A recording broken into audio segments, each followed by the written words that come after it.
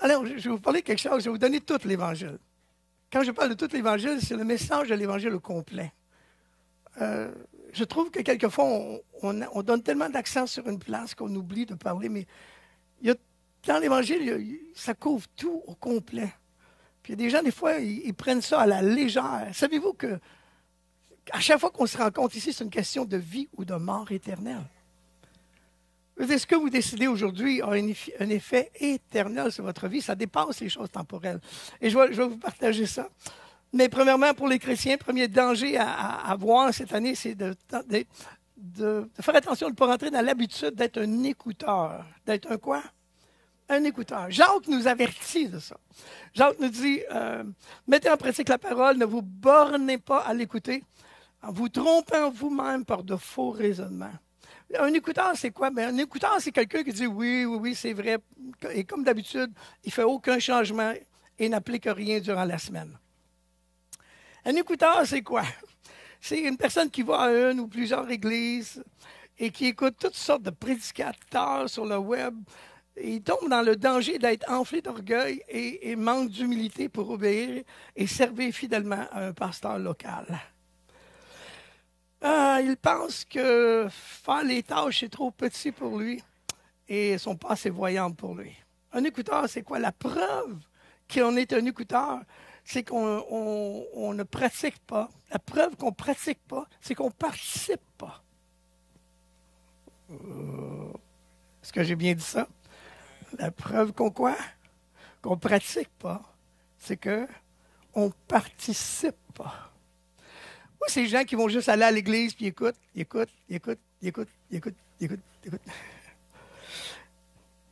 Participe pas à l'église, participe pas à la prière, participe pas au service, participe pas aux finances.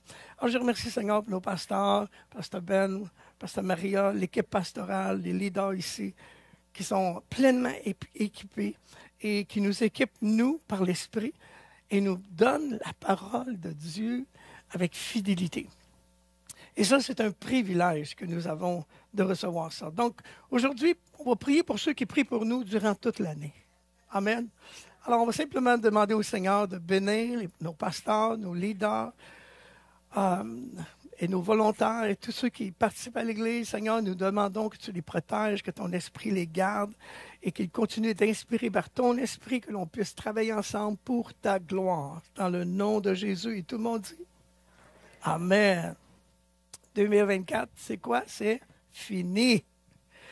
Les erreurs, les défaites, les victoires, tout ça, c'est des choses passées. Maintenant, avec l'Église, par l'Esprit, on va aller vers les choses nouvelles que Dieu a préparées pour nous. Ensemble, je vais essayer de vous donner une idée générale de ce qu'on va voir ensemble. J'ai tellement de choses, j'essaie de tout mettre ça en même temps et si je ne réussis pas, bien, c'est parce que vous n'aurez pas prié assez. Non. C'est parce que j'aurais trop insisté sur certaines choses. Alors, il va y avoir 2 questions qu'on va répondre parce que je l'entends souvent et une réponse à 3 étapes. La question est, on est sauvé de quoi? Les gens disent, es-tu sauvé? Sauvé de quoi? Je vais vous rentrer un peu là-dedans pour que vous allez comprendre l'importance de ça. Et la deuxième, c'était, pourquoi si Dieu est bon, il y a tant d'injustice dans le monde? Et on va faire un survol de ça aussi. Dans la réponse, les 3 étapes, c'est la première, c'est le premier Adam qui nous introduit, qui introduit le péché et nous a séparés de Dieu. Le dernier Adam qui introduit la grâce et nous a réconciliés à Dieu. Et la dernière partie qu'on va voir ensemble, c'est faire attention à la construction que l'on fait avec cette information. Donc, la question de Dieu, si Dieu est si bon, pourquoi il y a tant d'injustice, de souffrance dans le monde? C'est parce que Dieu n'est pas un dictateur. Un dictateur, vous n'êtes pas libre. Dieu est quoi alors? Dieu est amour. Et l'amour opère seulement dans la liberté. Et la liberté, pour la preuve de la liberté, est le choix. Est-ce que vous m'avez suivi? Donc, pourquoi il y a tant d'injustice? Parce que Dieu est amour. Et l'amour opère seulement dans la liberté. Et la liberté, la preuve de la liberté, c'est libre choix. Alors, quand l'homme choisit des choses négatives, est-ce qu'il y en a qui sont parents ici? Est-ce que quand vos enfants choisissent quelque chose, c'est eux qui choisissent. Alors, quand on arrive, on a choisi, bien, on n'a pas le choix sur le résultat. On a le choix de choisir, mais on n'a pas le choix de ce qui arrive après.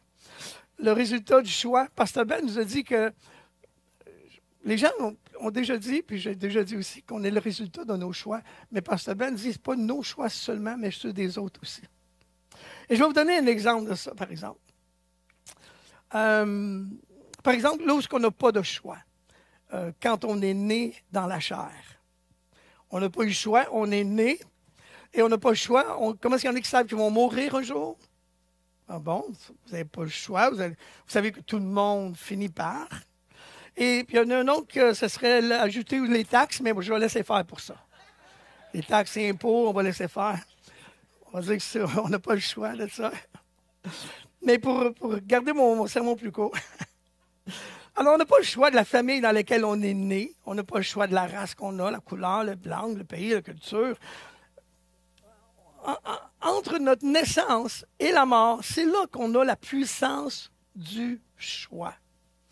Et on peut choisir des études, des carrières, de se marier, d'avoir des enfants, de voyager, d'immigrer, loisirs, relations, même notre demeure éternelle. Mais tu ne peux pas éviter les conséquences. Mais tout ce qui est né doit aussi mourir. Et la permanence, c'est juste une illusion dans le monde. C'est à cause du changement. Parce que les gens changent.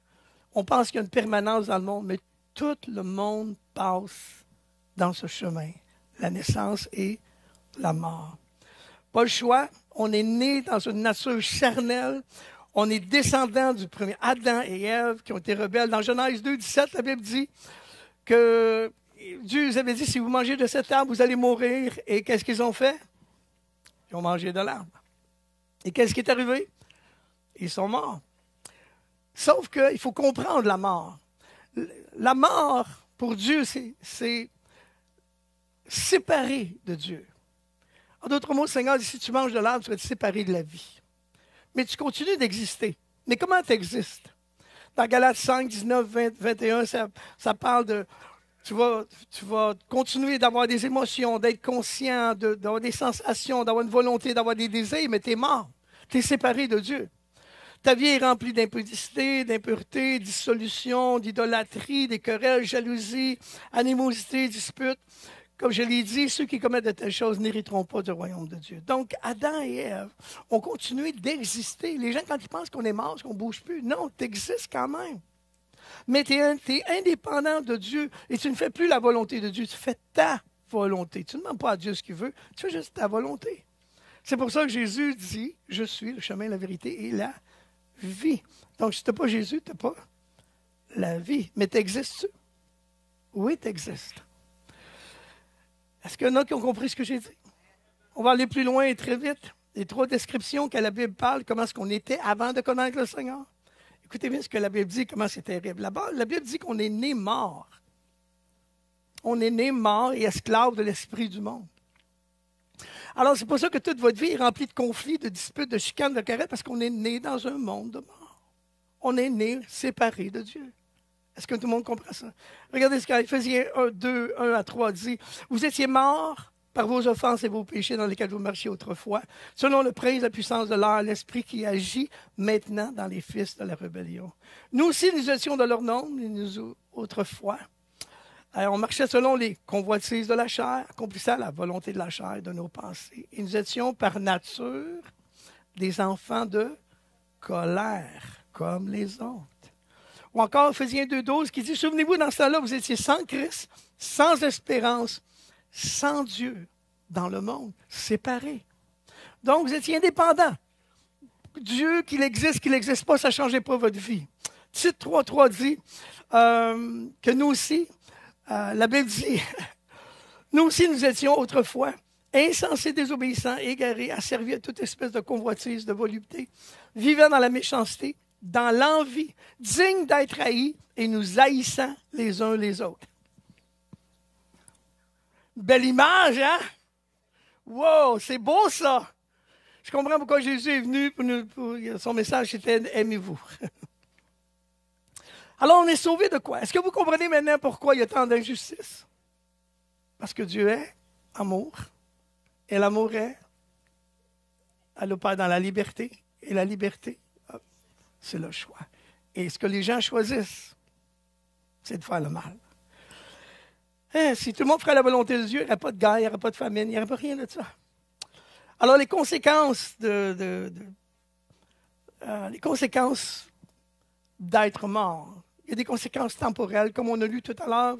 On a une vie sans espérance, des œuvres de chair, des conflits. Ça, c'est dans le monde présentement, mais il y a des conséquences éternelles. Et c'est pour ça que je vous dis, c'est la chose la plus importante que vous puissiez comprendre qu'il y a des conséquences non seulement temporelles, mais éternelles.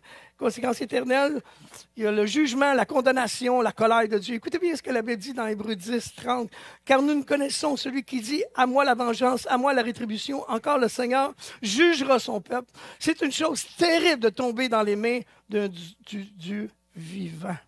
Ou encore, regardez ce que Jésus a dit dans Matthieu 10, 32 à 33. Quiconque me confessera devant les hommes, je le confesserai devant mon Père qui est dans les cieux. Si quelqu'un me renie devant les hommes, je vais le renier devant mon Père qui est dans les cieux. Wow! Il n'y a pas juste un côté, un beau côté, alléluia, tout le monde s'aime. Non, il y a des conséquences. Il y a la lumière, il y a les ténèbres. Il y a le ciel, il y a l'enfer. Alors, ce n'est pas simplement, vous savez, on apprend dans la légère.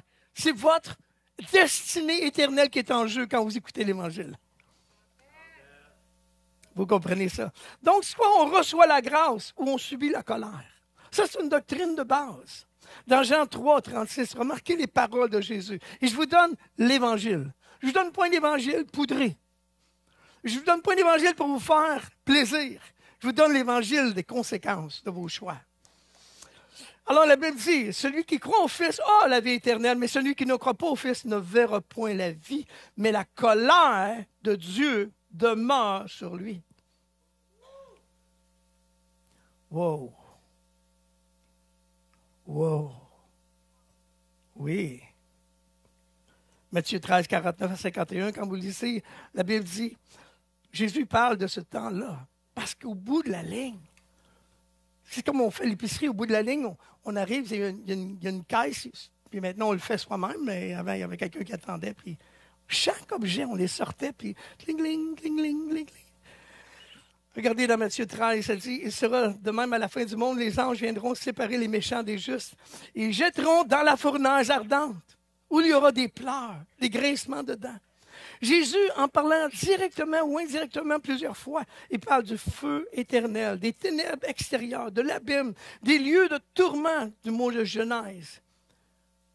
Tout ce qui est né va mourir et tout ce qui meurt va rencontrer Dieu. Mais en acceptant Jésus comme Seigneur, ça nous permet de dire ce que Paul dit, nous étions. N'est-ce pas glorieux qu'on peut dire nous étions ça? Mais maintenant, nous sommes quoi?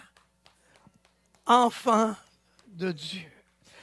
Plus enfants de colère, mais enfants de Dieu. Heureusement, il y a Jésus qui est notre dernier Adam. Dans 1 Corinthiens 15, 45, ça parle du premier qui est une âme vivante, le dernier, c'est un esprit vivifiant. C'est tellement important que tu comprennes. Parce que si tu le comprends, tu es reconnaissant. Même si ça ne va pas toujours bien dans ta vie, même s'il y a des temps difficiles, même si on voit que des fois ça prend du temps, Dieu n'a pas répondu à cette prière, même si on y a eu des disputes, des chicanes, on est sauvé. Des fois, les gens disent, comment ça va, pasteur? Je suis sauvé. Le gros problème éternel est réglé. Le reste, c'est temporaire. Le problème est temporaire, mais le salut est éternel. J'étais sans Dieu, sans espérance, rempli de tourments éternels. Mais la justice vient à la fin. Le premier Adam nous a séparés, le dernier nous a réconciliés avec Dieu. Remarquez Romains 5, 8 à 11. Quand vous lisez ce verset-là, je vous donne les versets, je ne vous les lis pas tout au complet. Nous sommes sauvés par lui de la colère. Ce matin, par cette année qui commence, vous devriez, même peu importe, même si vos choses ne vont pas bien, le travail, vous avez des conflits, rappelez-vous, vous êtes sauvés, louez et remerciez le Seigneur. Et dites, Seigneur, peu importe, je suis sauvé. Oh, quelle grâce! Jésus a payé pour mes péchés. Il a payé pour tes péchés, pour te donner une espérance éternelle. Car si nous étions ennemis de Dieu, il nous a réconciliés par la mort de son Fils. Wow! Avec Jésus, maintenant, vous pouvez réécrire votre histoire, changer votre vie et votre destinée éternelle de désastreuse à glorieuse. Come on! Oh my God! Quelqu'un qui ne se réjouit pas ce matin, il est endormi et près de la mort, c'est sûr. Le dernier Jean nous a réconciliés par la nouvelle naissance de l'Esprit de Dieu dans Jean 3,16. La Bible dit, le choix de naître de nouveau. Je n'avais pas le choix dans ma première naissance, mais j'ai le choix pour ma deuxième. Vous avez le choix, Jésus vous donne le choix. Tu veux-tu rester dans les ténèbres, dans le monde? T'aimes-tu ça? La dispute, les chicanes. Ou tu veux marcher dans l'amour? Tu as le choix. Choisis. Et, et dans cette nouvelle naissance, il n'y a pas de mort. Wow! Mais l'enfant doit devenir mature. Pour hériter, vous savez, un enfant peut être dans une famille très riche, mais il profite de rien, sinon parce qu'il est enfant. C'est seulement quand il devient mature qu'il rentre dans son héritage. Maintenant, attention, la construction. Parce qu'une fois sauvé, c'est nous qu'on envoie le matériel de notre demeure éternelle. Hein? Alors, c'est vous qui envoyez le matériel que Jésus va prendre pour construire votre habitation éternelle. Ah, si quelqu'un réalise ça, il va peut-être changer les choses. 1 Corinthiens 3, 10, 15. Il nous parle que Jésus est le rocher, la fondation. Jésus-Christ, c'est la base de la vie quand on le reçoit. Mais quelqu'un peut construire avec de l'or, de l'argent, des pierres précieuses, où la Bible dit le bois, le foin et le chaume. Et qu'est-ce que ça voudrait dire pour nous? Ça veut dire que quand on parle d'or, d'argent, de pierres précieuses, ça veut dire servir Dieu avec la qualité. Comprendre la valeur de ce qui s'est produit.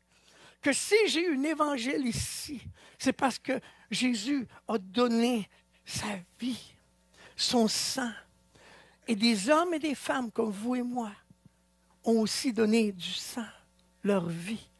Ils ont été martyrs, que je puisse l'avoir dans ma main aujourd'hui. Frères et sœurs, soyons reconnaissants. Soyons reconnaissants. Réalisez ce que nous avons, le prix d'avoir cet évangile avec moi. Le prix de connaître le salut. Investissez le meilleur dans sa vie. L'or, l'argent, pierres précieuses. Tandis qu'il y en a qui entendent le salut. Mais investit le bois, le foin et le chaume. C'est quoi? C'est souvent, il néglige les choses de Dieu. Il ignore et il investit le moins possible. Rappelez-vous des paroles de Jésus qui dit, celui qui garde sa vie la perdra. C'est celui qui la donne qui la garde. Ce que tu es en train de garder, c'est ce que tu es en train de perdre. Ce que tu donnes, c'est ce que tu gardes. Dans la vie chrétienne, la chose importante, c'est de chercher la volonté de Dieu. C'est de vivre pour l'honneur de Dieu et agir pour la gloire de Dieu. La première responsabilité d'un étudiant, parce que disciple veut dire étudiant. Vous verrez, des fois, les gens vont à l'église comme c'est juste un service. Ils ne comprennent pas que quand on appelait Jésus Rabbi, ça veut dire maître. Si je l'appelle maître, c'est parce que j'étudie. Si j'étudie, c'est pour pratiquer. Si je ne pratique pas, je fais juste étudier. Je suis comme quelqu'un qui va à l'école, va à l'école, va à l'école, va à l'école, va à l'école, va à l'école, va à l'école. Est-ce qu'il gagne sa vie? Non, il va à l'école, va à l'école. Est-ce que vous me suivez ici? La Bible dit, travaillez à votre salut. Oui, Jésus a tout payé pour vous. Mais ensuite, il dit, maintenant, qu'est-ce que tu vas faire avec? La Bible dit, travaille à ton salut. Avec crainte et tremblement, non seulement dans ma présence, mais bien plus maintenant que je suis absent. Dans 2 Pierre 1, 5 à 11, ça nous dit comment on travaille avec notre salut.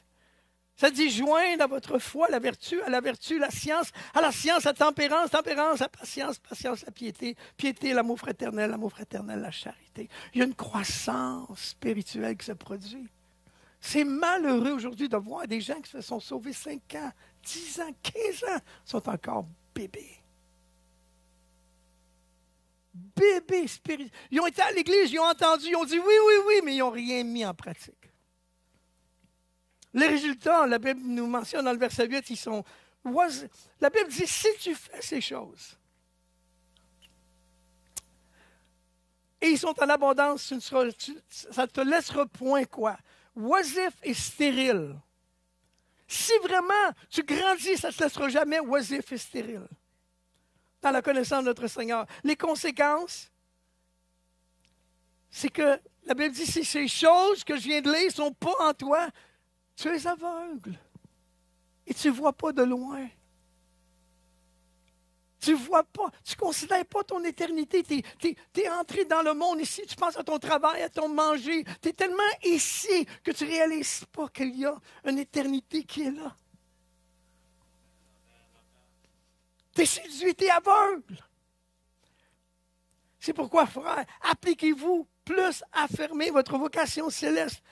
En faisant cela, vous ne broncherez jamais ainsi. En effet, l'entrée du royaume éternel de notre Dieu, notre Sauveur Jésus-Christ, vous sera pleinement accordée.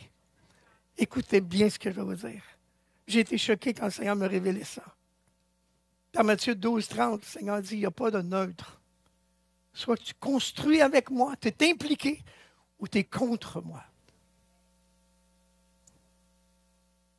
Tu n'es pas neutre.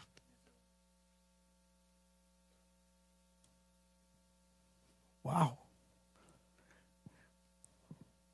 Je laisse ça rentrer un peu, là. Parce que là, on parle, je vais à l'église, je fais rien, mais c'est pas grave. Non, non, tu n'es pas neutre. Soit tu construis ou tu détruis. Oh là, mais là, je peux plus faire ce que je veux. Non, c'est ça. Jésus est en train de te réveiller, de te dire, soit que tu t'impliques. Ouais, mais je ne veux pas m'impliquer, mais regarde, tu détruis. Ouais, mais je ne veux pas, mais regarde, tu détruis. Ou tu construis. Il n'y a pas de personnes qui font rien. Non, tu es pour ou tu es contre. Imaginez quelqu'un qui est en train de se noyer. Puis là, vous êtes dans la barque. Soit que vous l'aidez à sortir, vous le laissez faire. Si vous le laissez faire, il meurt. Si vous l'aidez, il se sauve. Mais vous dites, non, non, moi je suis neutre. Mais tu n'es pas neutre. Tu n'es pas neutre. Tu le laisses mourir. Comment? Est-ce que je dis la vérité? C'est Bruno, comment? En ligne, comment? Est-ce que c'est dans l'Évangile? Est-ce que je suis dans l'Évangile? Ah, je vous dis, c'est pas un évangile de bonbons, je le sais. C'est pas un évangile de faire plaisir. Non, je vous donne l'Évangile. C'est la vérité, c'est votre vie éternelle. Je vous aime trop pour vous laisser mourir. Je vous aime trop pour vous laisser endormir. Je refuse de rentrer dans la popularité. Dieu t'a donné la grâce, Dieu t'a donné des dons et il va te demander compte de ce qu'il t'a donné. Je veux que tu le saches avant que tu le rencontres. Attention à ceux qui font des divisions dans Galates 4, 17. Comme Satan a utilisé sa position, proximité pour séduire et détourner les anges de suivre Dieu, de la même façon, certains leaders séduisent les plus jeunes et les détournent du pasteur principal pour qu'ils le suivent. Avez-vous déjà vu ça? De même, des visiteurs d'église, vous savez, ceux qui se nomment des fois pasteurs évangélistes, qui viennent nous visiter, sont trop paresseux pour gagner des âmes inconverties. Alors, ils visitent des églises chercher des âmes immatures et mécontents pour les attirer, comme Absalom. Critique le pasteur ou l'organisation, nourrit les frustrations et tente d'attirer les personnes à les suivre. Attention à ceux qui agissent ainsi. 2 Timothée 4, 2. Écoutez bien. La Bible dit expressément que dans les derniers jours, quelques-uns abandonneront la foi. Pourquoi? Pour s'attacher à quoi? Des esprits séducteurs, des doctrines de démons. Une des doctrines de démons très claires, c'est quand les gens ne confessent pas que Jésus est le Christ. Déjà, vous pouvez rayer ça de la traque. Mais il y en a d'autres qui sont plus subtils. Et c'est pour ça qu'il dit, prêche la parole, insiste en toute occasion, favorable ou non, reprends. Les gens aiment ça quand ils sont édifiés, mais pas repris. Mais la Bible dit, reprends, censure, exhorte. À toute douceur, en instruisant. Car il viendra un temps où les hommes vont avoir ne se passeront plus la saine doctrine, mais ils vont avoir la démangeaison d'entendre des choses agréables. Ils vont se donner une foule de docteurs pour les approuver dans ce qu'ils font, leur propre désir. Par exemple, il y a aussi qui vont prêcher un évangile de prospérité, qui vont satisfaire simplement la convoitise charnelle. Tu vas avoir plus d'argent, tu vas avoir une plus grosse maison, tu vas avoir plus, tu vas avoir 6 voitures. Fait que suis Seigneur. L'Évangile n'est pas là pour satisfaire ta chair. Elle est là pour la faire mourir.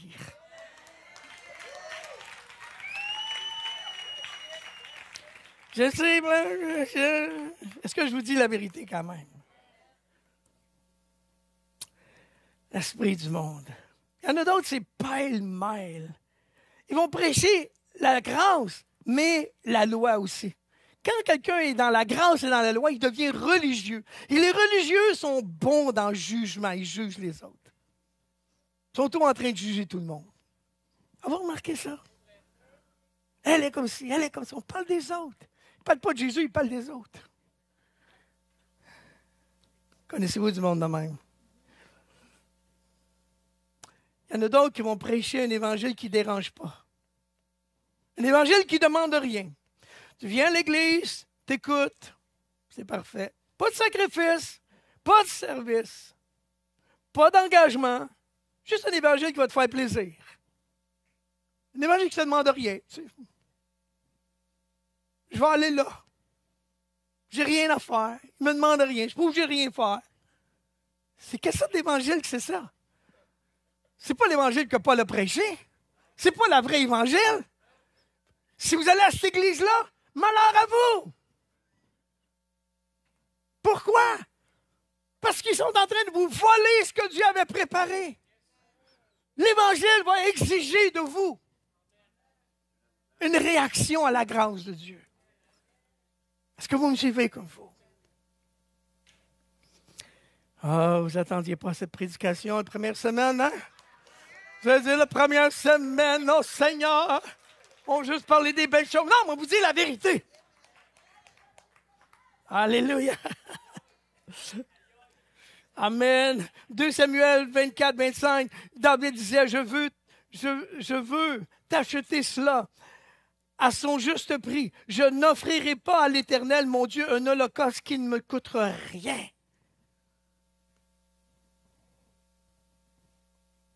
Parce que ce n'est pas l'Évangile de Dieu. Alléluia. Oh my gosh, je dois me dépêcher. Merci Seigneur de nos pasteurs qui ont payé le prix d'aller étudier pour être sûrs d'être bien fondés théologiquement et bien nous former théologiquement. Pourquoi c'est important? Titre 1, 8 à 10 dit qu'on doit étudier pour être capable de refuter les gens qui sont pas dans la saine doctrine. Mes frères et sœurs, il y a plein de frères et de sœurs qui ne connaissent pas la saine doctrine. Allez au cours que l'Église vous donne. Allez vous renseigner, allez vous être fondé comme il faut pour être capable de refuter quelqu'un qui vous dit pas la vérité. C'est pour ça qu'il faut aller.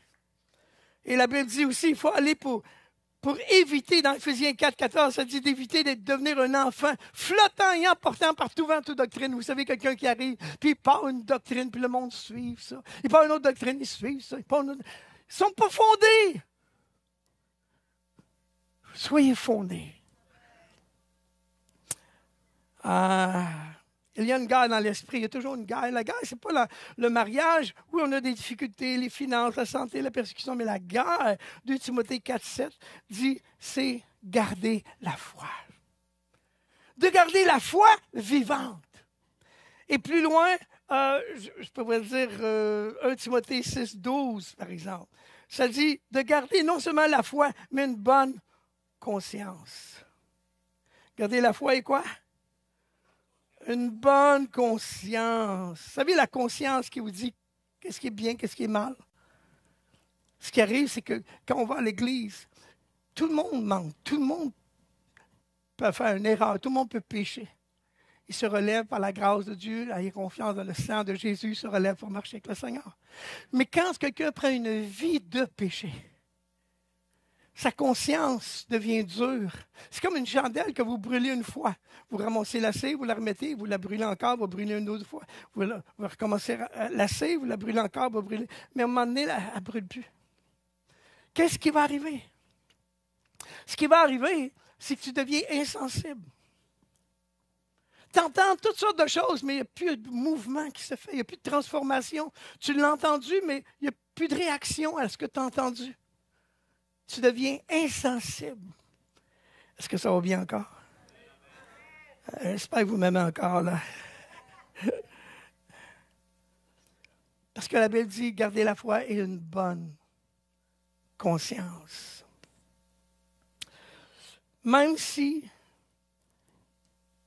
tu pratiques le péché, ton cœur devient endurci, ça ne te dérange plus. Tandis qu'un chrétien, il manque, ça le dérange. Ça l'attriste. Il vient au Seigneur, demande pardon, continue. L'Évangile de grâce a des œuvres préparées d'avance. Dans Éphésiens 2:10, la Bible dit, on est l'œuvre de Dieu et on est appelé à faire de bonnes œuvres. Apocalypse 14:13, écoutez bien ce que ça dit. Afin qu'ils se reposent de leurs travaux, car leur œuvre, écoutez bien, leur œuvre les suive. Leur œuvre les suive. Oui. N'est-ce pas quelque chose, ça?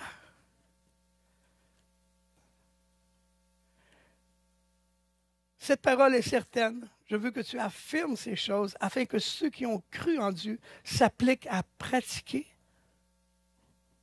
ce que vous avez vu de bonnes œuvres. Titre 1,16 dit, faites, ils font profession de connaître Dieu, mais ils le renient par leurs œuvres, étant abominables, rebelles, incapables de bonnes œuvres. Alors, pasteur, qu'est-ce que je dois faire? Eh bien, première chose, veille sur toi-même. L'enfant doit devenir mature. Ce que tu entends aujourd'hui, c'est pour te réveiller. Tu n'es pas supposé d'aimer tout ce que je dis là. Même il y a des choses que je dis, tu dois faire Mais je dis la vérité. J'aime mieux une vérité qui me fait mal qu'un mensonge. J'espère que vous me comprenez. Comment? L'homme spirituel en vous, c'est Christ. La bonne communication avec l'Esprit nous amène à parler en d'autres langues, rechercher l'amour, aspirer aux dons spirituels. Est-ce que je viens de vous décrire? Je devrais vous décrire dans la prière. C'est pour ça qu'on a une semaine de prière. Parce que le monde est toujours en train de nous attirer vers le bas. Les gens sont toujours en train de nous attirer vers le bas. Ils sont toujours pour nous emmener plus bas, dans le monde, dans la mort. Ce matin, je l'attire vers le haut. Et je vous dis, c'est dangereux.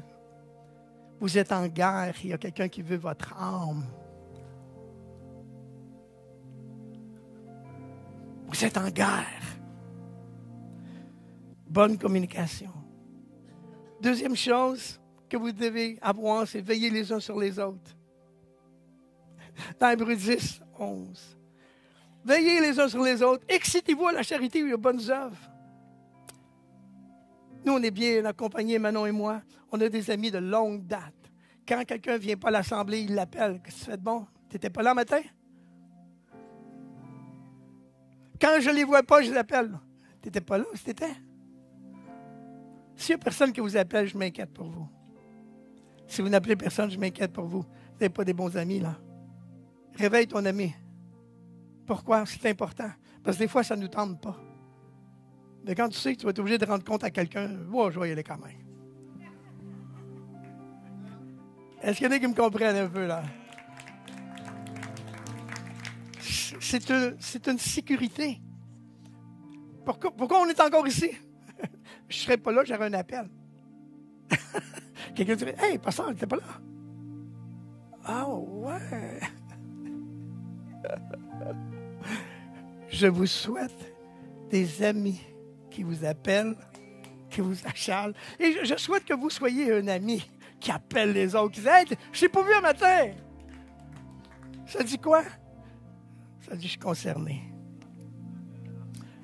Pourquoi? Parce que la Bible dit, « N'abandonnons pas notre assemblée comme c'est la coutume de quelques-uns. Exhortons-nous réciproquement. » Exhortez quelqu'un et recevez l'exhortation. Je finis en vous disant, supportez spirituellement, par la prière, le pasteur leader, supportez physiquement, par le service, le ministère, les autres, supportez financièrement, honorez Dieu. Il y a des gens qui adorent Dieu, des gens qui servent Dieu, mais qui n'honorent pas Dieu. C'est quoi honorer Dieu? 1 Timothée 6, 18 dit, recommande-leur de faire du bien, d'être riche en bonne œuvre, d'avoir de la liberté et de la générosité. Honorer Dieu, Proverbe 3, 9 dit ceci, on peut seulement honorer Dieu de cette façon-là. Honore l'Éternel avec tes biens et avec les prémices de ton revenu. Ce que tu gardes, tu es en train de perdre. Quand tu n'honores pas Dieu, tu peux l'adorer, mais Dieu sait que tu ne l'honores pas.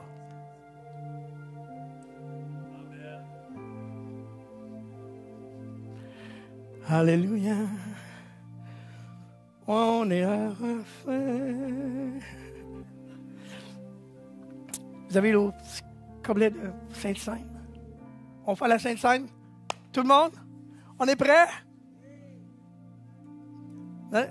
J'ai prêché ça juste avant la Sainte-Seine parce que vous devez m'aimer pour prendre la Sainte-Seine.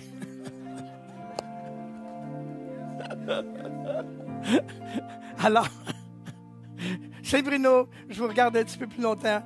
Voilà. Oh, merci Seigneur. Vous remarquez si c'est beau ça? Wow! Je peux-tu l'emmener à la maison après? N'est-ce pas la vie de Jésus, ça? Jésus était comme ça. Il avait dit le prix du pain, le brisé. Il vous l'a dit à ses disciples. Ma vie a été brisée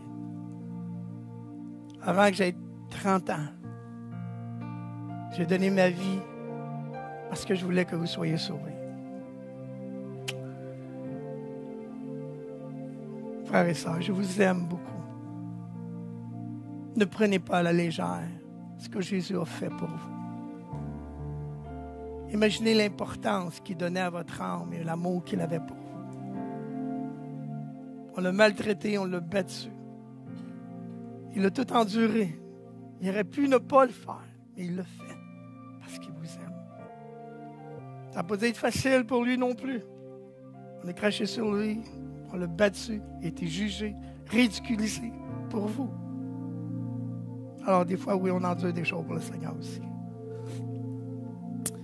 Mais quand le pain était brisé, la Bible dit aussi mon corps qui était brisé pour vous. Seigneur,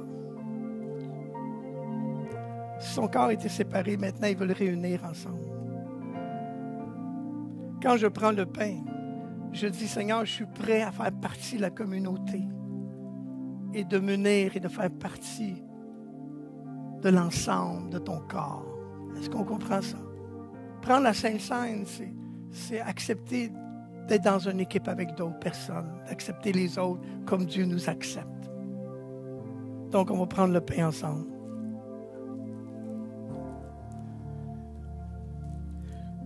Il dit, j'accepte, Seigneur, le corps que tu m'as donné.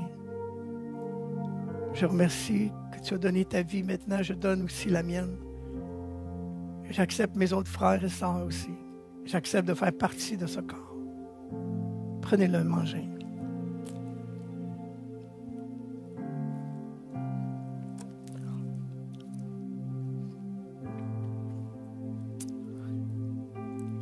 Vous faites partie de la grande famille de Dieu. Soyons reconnaissants d'avoir été sauvés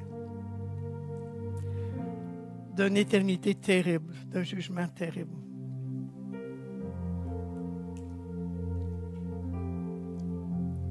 C'est une chose très importante d'être sauvé. Saint Bruno aussi. Prenez la coupe. Jésus dit, c'est l'alliance que je fais avec vous. Dans l'alliance, il y a des promesses que l'on peut saisir à cause de lui. On est sauvé à cause du sang qu'il a versé. Écoutez bien ce que je vais vous dire. D'autres vont être sauvés à cause du temps que vous donnez. Vous ne pouvez pas nécessairement donner votre sang, mais vous pouvez donner votre temps. Et parler de ce merveilleux sacrifice que Jésus a fait. Soyons reconnaissants qu'aujourd'hui on est réunis à cause de son sang, à cause de sa présence.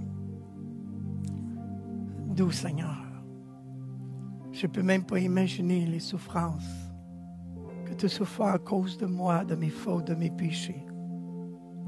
Merci de m'aimer et de m'avoir donné une famille avec qui je peux grandir spirituellement. Je veux faire partie de cette alliance. Prenez, buvez maintenant.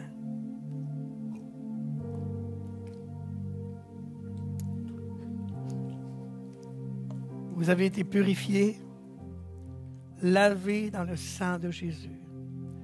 Il n'y a plus maintenant aucune condamnation pour vous. Vous êtes le peuple de Dieu, les héritiers de la promesse, à cause de ce sang, à cause de tout ce qui se passe.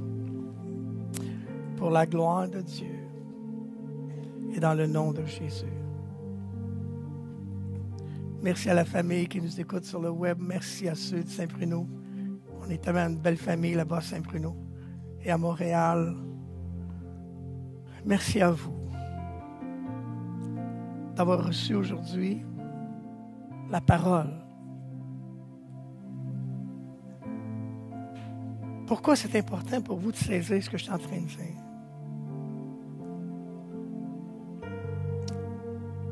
Quand je rencontre des gens qui soient professionnels dans n'importe quel domaine, je finis toujours par parler de Jésus. Pourquoi? Même dans ma famille, j'en parle toujours. Pourquoi? Parce que je sais ça. Parce que je sais qu'il y a quelque chose de... Je vais finir avec cette image-là. J'ai dépassé mon temps, mais juste prendre quelques instants. Ici, dans le monde, ici, Dieu m'a montré ça un jour, je vais le partager avec vous. Il m'a montré ici, il y a le bien et le mal, n'est-ce pas? Il y a des belles choses qui arrivent, et des mauvaises choses qui arrivent. Ici, il y a le bien et le mal. De ce côté-là, il n'y a que du bien. Quand vous allez rejoindre le Seigneur, il n'y a plus de mal. Dans le ciel, il n'y a plus de mal. Il n'y a plus de mauvais, il n'y a plus de péché, il n'y a plus rien. C'est totalement bien. Totalement amour. Totalement. Complètement glorieux, complètement fantastique. C'est glorieux ce qui vous attend. Je sais ça. Si je reviens au milieu, il y a quoi? Le bien et le mal. Et quand je vais de l'autre côté, il n'y a que du mal. Écoutez bien. Vous imaginez dans ce monde ici, enlevez le peu de bien qui se passe. Enlevez l'amour qu'il peut avoir. Est-ce que vous pouvez imaginer quelle sorte de monde on vivrait dedans?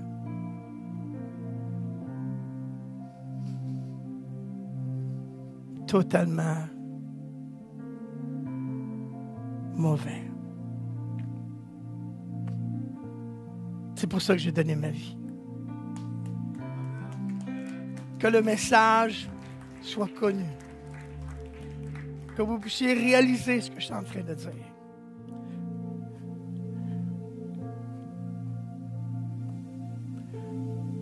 Je vais vous souhaiter l'année la plus glorieuse, plus productive. Une année où on va s'approcher de Dieu. Et ça commence par la prière. Que Dieu vous bénisse.